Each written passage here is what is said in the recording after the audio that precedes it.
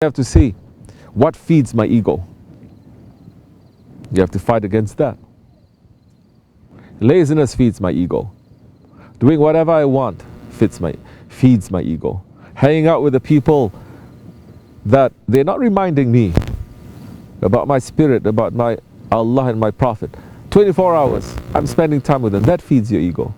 Then you're going to understand. You see how much thinking, how much homework you have to do?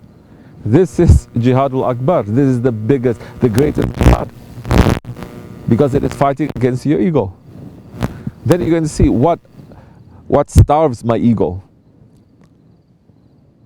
What starves it? You are out there, you're in the dunya, you're saying. What starves my ego? What is it that my ego hates doing? My ego loves to do what? Do the opposite. My ego just likes to sleep 24 hours. Do the opposite. My ego likes to be on that internet. Just nonsense going on, and I can't stop myself. Do the opposite. Once you do the opposite, then you're nourishing yourself. Then you're going to look step by step. Who are the people around me? Are they feeding my ego or are they feeding my spirit? They're feeding my ego. Stay away from them a little bit.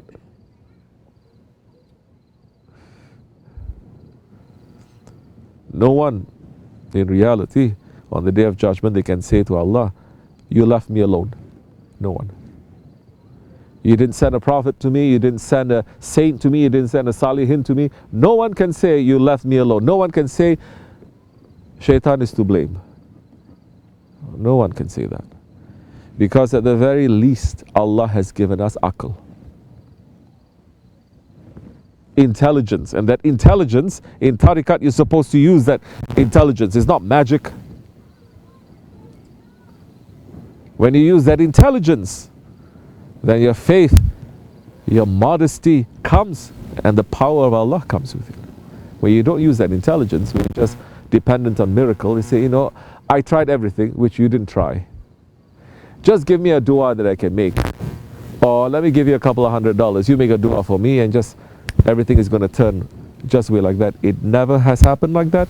It will never be like that.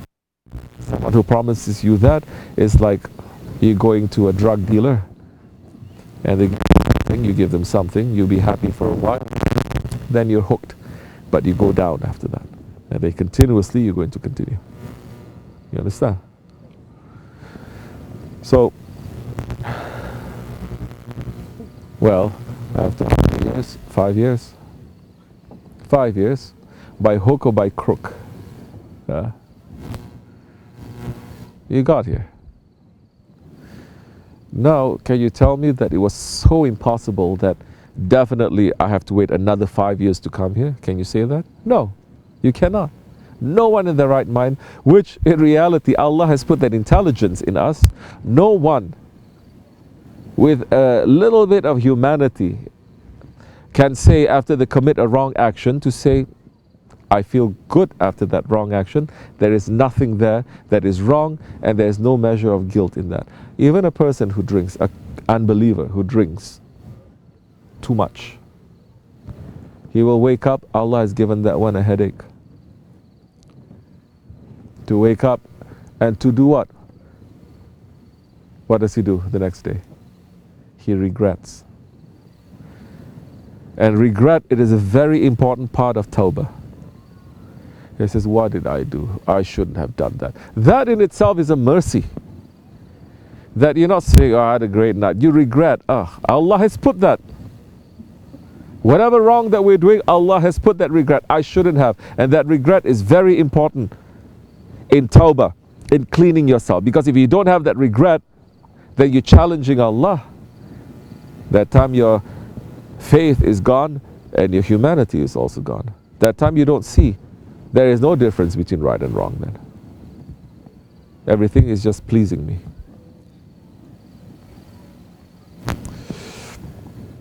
So you cannot say now, yeah, definitely, oh, it was so difficult, I have to wait another 5 years to come. Because everyone, when they're doing something good, you know it is good. When you do something bad, you know that it is bad. And usually when it takes you a long time to do something good, you sit and you say, what was all this fuss about before that is so difficult for me to do this? I'm doing it right now. It's so nice. It is so easy. Of course, after that, shaitan plays tricks on you. Your ego will put certain sat in front of you and you find it more difficult to do it. The next time you can do it, it goes around and around until what? Until you decide to break through. Like what Shaykh Efendi, Shaykh Maulana is saying, you have to fight against your ego. The first time you're fighting against your ego is going to be very difficult. So many people, they don't understand. What is it? We had a question before. Somebody asked, what is the ego? You cannot now look at that person and say, what, you don't understand what the ego is? No, because we didn't understand when we first came to. Or we're confused. What is the ego? What is it? And now it is very clear to us. First time you try to fight against the ego, it is like the rocket that is taking off. You have to use so much force, so much energy just to fight against the gravity to take off, correct? You're not going anywhere, you're just fighting to take off like this. So much energy, so much energy, so much fighting you have to do. But after a certain distance,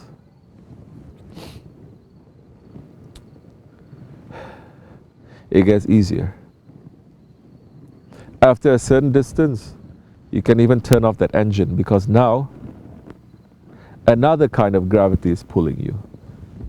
And when you come to that part there, you have to make a decision. Certain things you have to leave behind, you know, just like that rocket. Certain things you have to leave behind.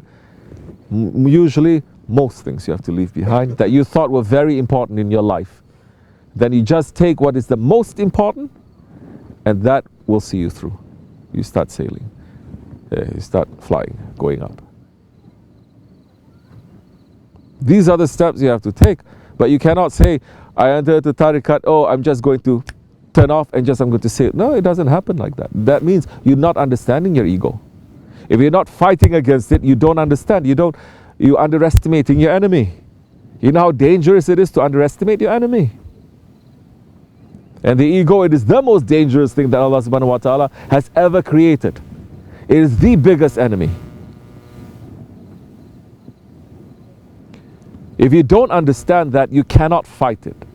And our enemy is very tricky. Hundreds and thousands of tricks and traps of the ego.